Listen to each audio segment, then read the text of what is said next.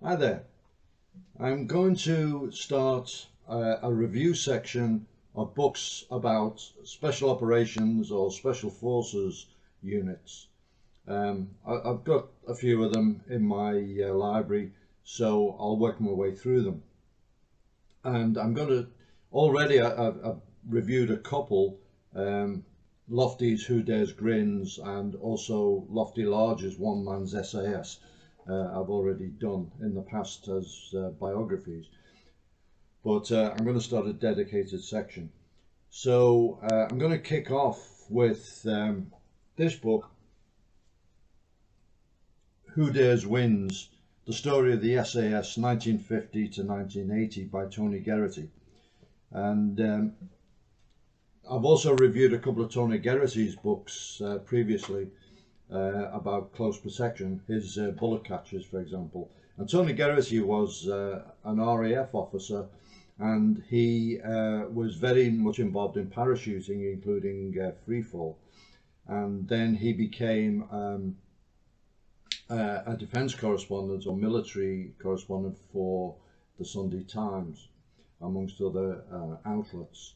Anyway, he was contacted by Mike Rose, who was the colonel of the SAS at the time, who was himself very much a historian, and the colonel wanted a history of the SAS. There had been a previous book by Philip Warner which mainly covered the wartime SAS, but the colonel wanted it brought up to date, and Tony Geraghty started, he went down to Hereford, started interviewing people, started going through some of the records, and started putting together the modern history of the SAS. While the book was being finalised, the embassy siege happened, May 1980.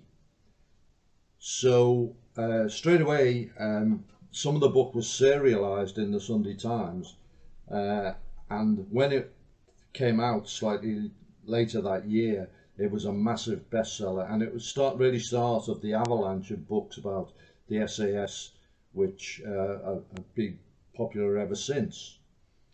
So the book, and I've got this edition also,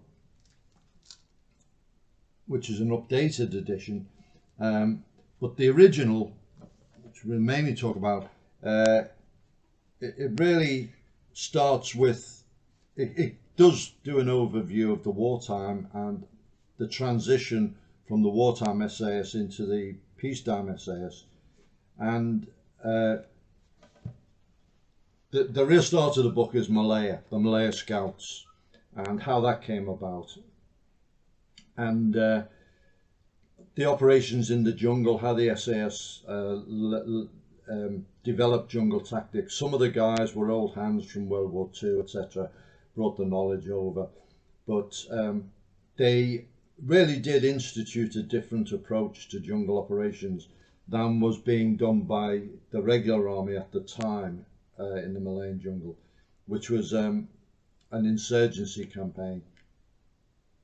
And then the book goes on to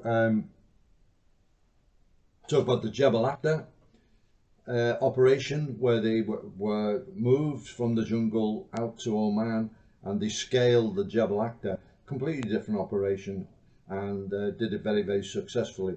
And the requirements had been for a special force, either the parachute regiment or the SAS, to do this. And as it happened, the SAS were available and did it. Then quite a bit of the book talks about Borneo, which was a very significant campaign for the history of the regiment, or the future of the regiment, because again it was a secret war. It was operating in clandestine manner. Again, it was a jungle war, so the lessons from Malaya very much were being carried on and being refined.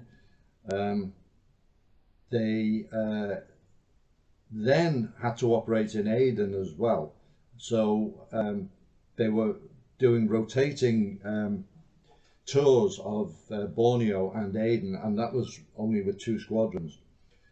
So they formed B Squadron to really boost the numbers, and then later G Squadron, which rather controversially was formed, because the original group from G Squadron, they came from the Guards, and you know, a lot of people think it was a case of the Guards Mafia honing the way in, and the original group didn't go through selection, and it followed them right through their career.